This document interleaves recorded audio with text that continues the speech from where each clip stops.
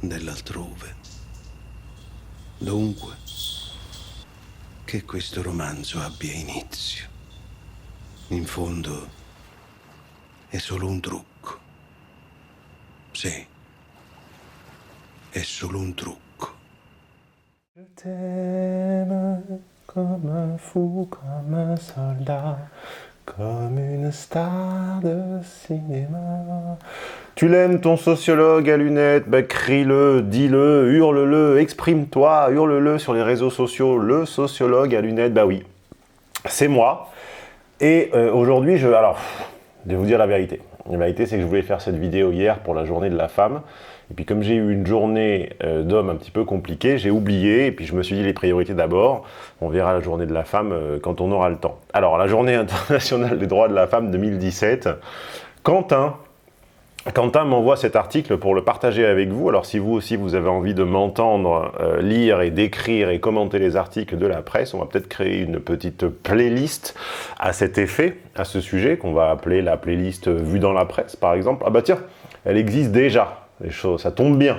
Donc on va l'utiliser, on va la linker là tout à l'heure à la fin de cette vidéo, cette playlist, et puis on va y commenter des articles de presse que vous me soumettrez ou que je trouverai.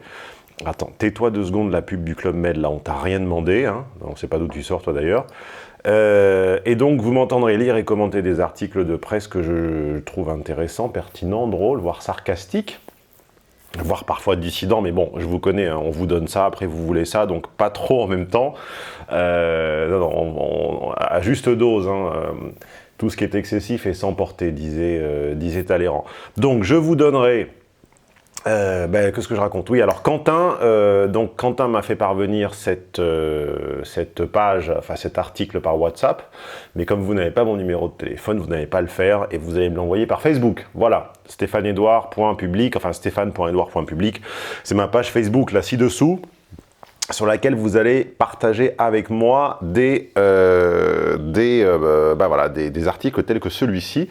Alors aujourd'hui, on va se demander où les femmes sont-elles heureuses et où les femmes sont-elles heureuses et où sont-elles malheureuses dans 45 pays. Alors c'est un baromètre réalisé pour la revue féminine Elle. Donc on imagine à quel point c'est sérieux et scientifique.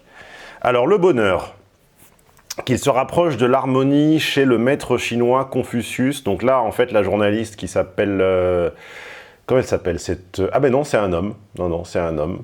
Olivier Hubert Talley. J'ai cru que c'était une femme parce qu'il fait de l'anti-trumpisme primaire au bout de 5 lignes. Il nous fait le point de Poussing, le point de Godwin trumpien avec grabbing by the pussy. Il pense que pour la journée de la femme, effectivement, c'est un moyen de rappeler toujours son appartenance au camp du bien. Donc Olivier, tu as gagné un bon point. Tiens, je vais t'en mettre un là. Ah. Olivier Hubert /Talley, ou je ne sais pas comment tu t'appelles. Voilà, tu as gagné le bon point, de la bonne conscience, de la bonne pensée, hein, de gauche évidemment. Et sache que tu en seras récompensé à l'heure du jugement dernier. Je pense que ton anti-trumpisme primaire et ton féminisme abstrait te donneront la place de choix, évidemment, qui te reviendra hein, quand nous finirons tous en poussière. Tu seras petite poussière d'honneur, voilà, avec ton petit timbre sur le front. Alors, donc la journée de la femme, blabla, 40e journée de la femme, l'occasion de résurgence de discours sexistes, hein, bah, c'est évidemment que les discours sexistes ressortent le jour de la journée de la femme, c'est logique, hein, il y a une espèce de logique abstraite comme ça qu'on ne devine pas bien. Et puis, ah oui, surtout lorsqu'ils proviennent du président des États-Unis. Donc là, il nous rappelle son nom, hein, au cas où, effectivement, on ne lirait pas le point, donc on ignorerait qui est le président des États-Unis. Et il rappelle que donc Olivier Hubert Talley dit que Trump préconisait, soyons précis, parce que moi, quand je cite, je suis précis, d'attraper les femmes par la chatte. Hein, ouais, sauf qu'Olivier, en fait, non, tu ne peux pas, toi, attraper les femmes par la chatte, quand bien même tu serais hétérosexuel. Ça peut arriver, il en reste encore hein, dans les journalistes. Quand bien même tu serais hétérosexuel, tu ne peux pas le faire. Car en réalité, tu n'as pas le statut social de Donald Trump. Tu n'es pas multimilliardaire et donc, en fait, les femmes ne te laisseraient pas leur chatte. Hein, on ne sait pas ce que ça a provoqué chez toi comme rupture au niveau de la conscience socio-affective ou comme trauma, mais en tout cas, sache que Donald n'y est pour rien. Tu vois, ce n'est pas Donald qui a créé, qui a conçu, qui a fabriqué l'attirance irrationnelle des femmes pour le pouvoir. Hein. Elles le reconnaissent elles-mêmes, demande à Cécilia Sarkozy. Elle l'a écrit même que les femmes étaient attirées par le pouvoir. Donc Olivier, il te reste à devenir le futur Donald Trump ou sinon à te lamenter et à prendre des petits timbres, une petite léchouille sur le front.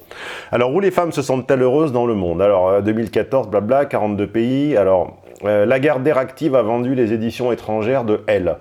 Ah ben là, on s'imagine qu'effectivement, le sondage est vraiment totalement dépourvu de tout biais et de tout conflit d'intérêts. Si c'est Lagardère Active, il n'y a pas de gros sous dans l'affaire. Hein. Ils ont dû faire ça sur un coin de table en échange d'un bon repas. Alors pourquoi un baromètre pour 45 et non 46 pays? C'est que la Turquie n'a pas souhaité, la Turquie n'a pas souhaité participer. Bon, eh bien, écoutez, on ira en parler à Erdo. Alors la palme du bonheur, ça y est, la palme du bonheur revient aux femmes d'Australie. Je crois que pourtant, ils n'ont pas été particulièrement actifs sur la crise des migrants, les Australiens, au niveau accueil des flux de gens provenant des pays en crise, non, je ne suis pas certain, ils n'ont pas refouloué les bateaux à la mer en Australie, ou j'ai du mal lire, enfin tu sais, je ne dois pas être bien informé parce que je ne dois pas avoir le décodex, Olivier. Tu m'enverras d'ailleurs quand tu voudras ton... C'est encore allumé ça, tu m'enverras d'ailleurs ton décodex parce que là je sens que je vais avoir besoin de tout mon discernement ne suffira pas pour lire ton article. Alors les femmes se sentent... Australie, Canada, pardon, j'ai une pub là qui vient de s'afficher. Notre Valeria Bessololiopis. Attendez, je fais un petit truc là. On enregistre un peu là ma fenêtre, comme ça vous allez voir de quoi je parle en même temps que j'en parle et tout le monde sera heureux. Les moutons seront bien gardés, fichier de nouvel enregistrement de l'écran, tac, le son, on s'en fout, tac, tac, ok. Alors, donc les femmes les plus malheureuses du monde se trouvent en Italie. Eh ben oui, évidemment, à cause du machisme hein, et de la pression sociale permanente. Oui, c'est vrai, peut-être qu'Olivier, tu devrais prendre conscience et apprendre, par exemple dans mon séminaire Comprendre les gens, l'existence des biais. Hein, il y a un biais culturel qui est que l'italien est très peu heureux en mode déclaratif homme et femme. Hein, c'est pour ça qu'il existe des termes ici, comme les lamentele, l'autolesionismo, qui est cette capacité de l'italien à se plaindre. Hein, on a toujours cette image, ce cliché de l'italien, m'a dit, oh, che cazzo hai fatto.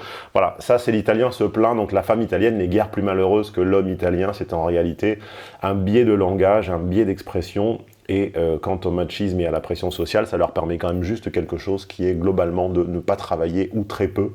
Donc tu demanderas à ta femme, Olivier, si tu en as une, si elle avait le choix de s'arrêter de travailler ou de continuer, ce qu'elle choisirait. Et bien je pense que moi j'ai la réponse. Alors ça peut surprendre au premier regard. Au premier regard, beaucoup de choses surprennent. Hein. J'ai moi-même été très surpris par des choses au premier regard ces derniers temps. Faut que je vous en parle de ça, c'est trop énorme aussi. Alors, car la qualité de vie reste bonne dans le pays. Mais nous observons au fil de nos reportages que leur situation quotidienne est difficile.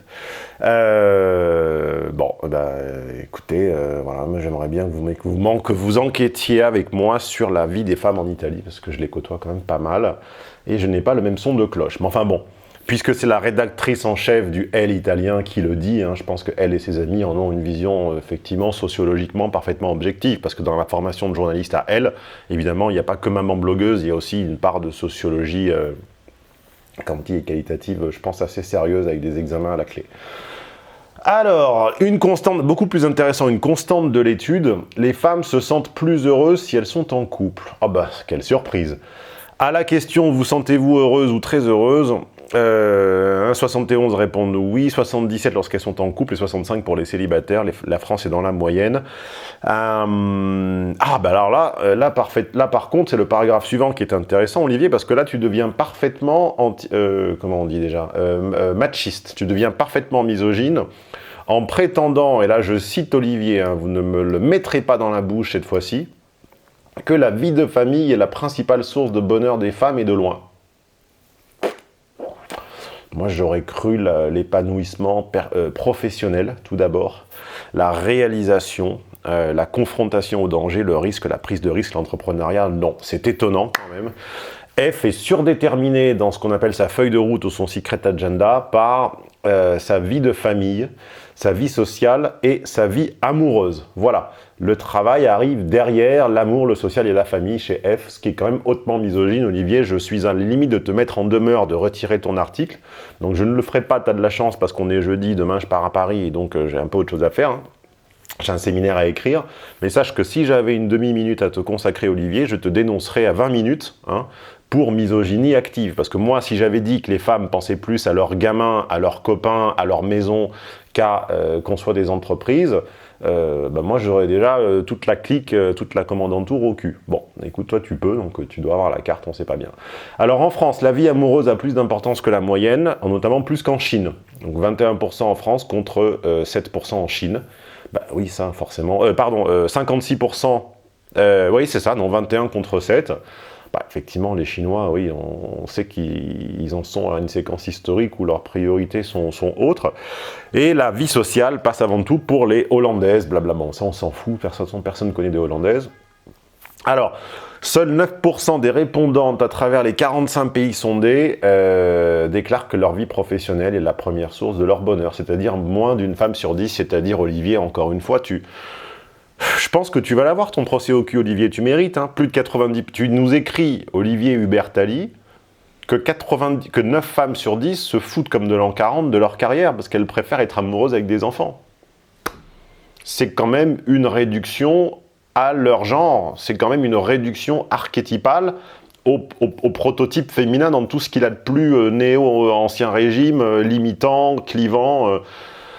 Olivier, je me demande si tu ne propages pas un petit peu les idées nauséabondes du patriarcat. Hein, moi, je vais te dénoncer à oser le féminisme, et voilà, elles vont faire une pétition contre toi, et puis on fera un concours de pétition. Moi, j'ai eu 80 000 contre moi, on verra combien tu récoltes.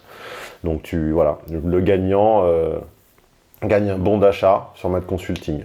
Ah, d'ailleurs, il faut que je vous dise, dans la prochaine vidéo, je vous dirai le nom du gagnant pour le dernier jeu, là, pour les 50 €. Vous avez tous triché, vous avez tous deviné à quoi servaient les rebords en soie, les revers en soie, pardon, du smoking.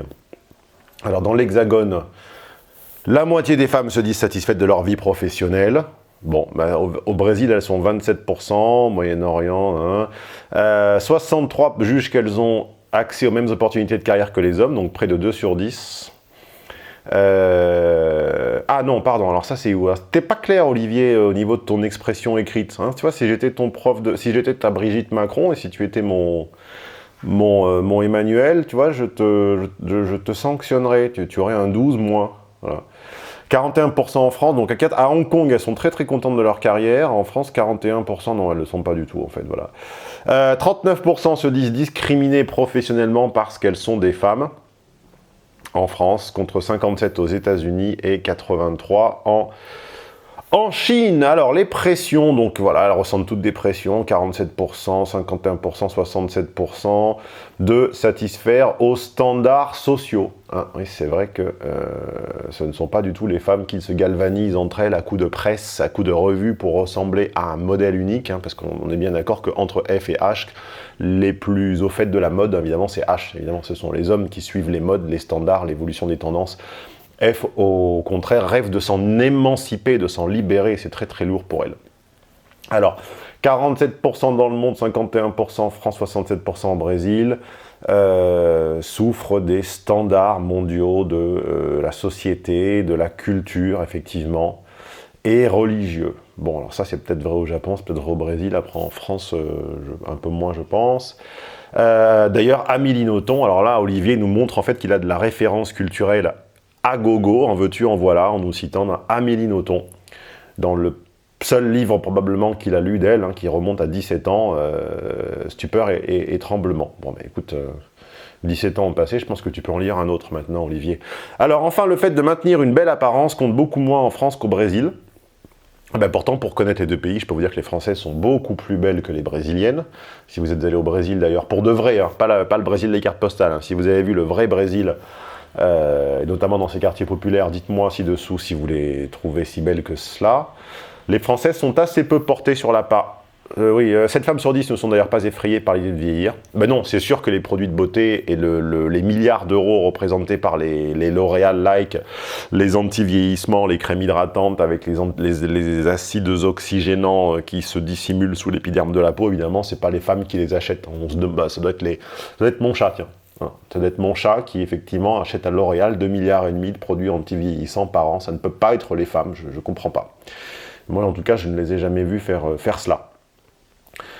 Et alors, la conclusion de Valeria Bessolo, ce qui manque après avoir un bon amoureux et du temps, c'est de l'argent. Voilà, donc on a le triangle, la triplette magique. Hein, on veut être amoureuse, avoir du temps et que l'argent arrive, évidemment, donc avec le travail comme option hypothétique. Donc voilà, un petit résumé quantitatif. 38% ont pour source de bonheur la vie de famille, 25% la vie sociale, 21% la vie amoureuse, 7% la vie professionnelle. Avoir du succès est une pression, effectivement, pour les femmes. Maintenir, mais plus... Alors, c'est marrant parce que avoir du succès professionnel est à 51% plus une source de pression déterminante. Par contre, c'est pas une source de bonheur. Ah oui, d'accord, ça y est, j'ai compris.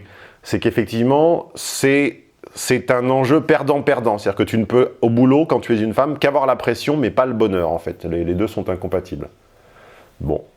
Moi, je pensais que c'était quelque chose de reversible et que la pression de l'échec s'accompagnait également d'une grande satisfaction de la réussite, mais apparemment, dans le logiciel F, ça ne fonctionne pas comme ça, ou Olivier, tu l'as mal expliqué. Enfin, écoute, moi, je suis pas brillant, hein, Olivier, donc moi, je comprends ce que tu m'expliques. Hein. Rentrer dans les standards sociaux, blabla, ça, on l'a déjà dit. Et voilà, donc petite mini-revue de presse pour la journée de la femme en retard. Les femmes sont les plus malheureuses du monde en Italie, hein, donc pour savoir ce que je pense des femmes italiennes, cliquez ici, je viens d'en faire une autre vidéo, je pense qu'il vous intéressera beaucoup. Et en France, elles seraient parfaitement heureuses si elles avaient toutes un amoureux, beaucoup de temps, une belle vie de famille, beaucoup d'argent et éventuellement uniquement à 7% en travaillant. Donc à 93% sans travailler. Donc voilà les enjeux du futur président de la République, hein, c'est offrir à toutes les femmes célibataires de France un amant, du temps et de l'argent. Voilà, c'était Stéphane Edouard. La prochaine fois, on parle de...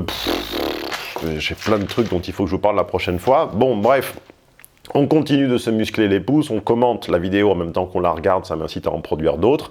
Et là, la Facebook, qu'est-ce que je raconte? Je les mélange tous, ces géants américains. Là, YouTube est en train de vous dire, là, de ce côté-là, c'est la prochaine vidéo de la playlist que tu dois regarder si ça n'est pas encore fait. Là, de ce côté-là, il vous dit, je te connais bien, c'est ça qui te correspond. Et moi, je vous dis, si tu n'es pas encore abonné, c'est l'heure de le faire. Et de cliquer sur la cloche, d'ailleurs, n'oublie pas la cloche, c'est important la cloche.